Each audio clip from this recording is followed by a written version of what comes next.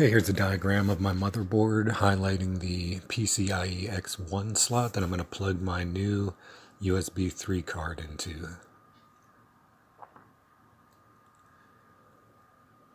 Okay, here's my new card, FebSmart.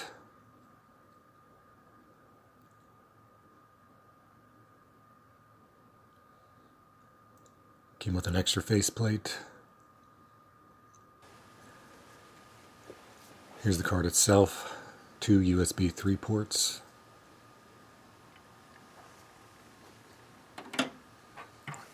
So I need to remove the old faceplate by loosening the screw.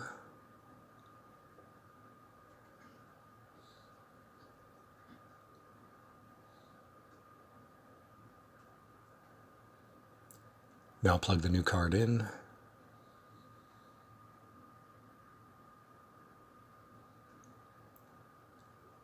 And tighten the screw.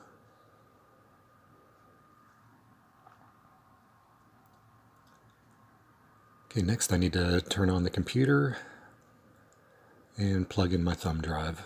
Picked it up right away.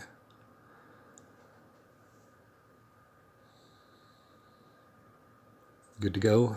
That's all there is to it. Thanks for watching.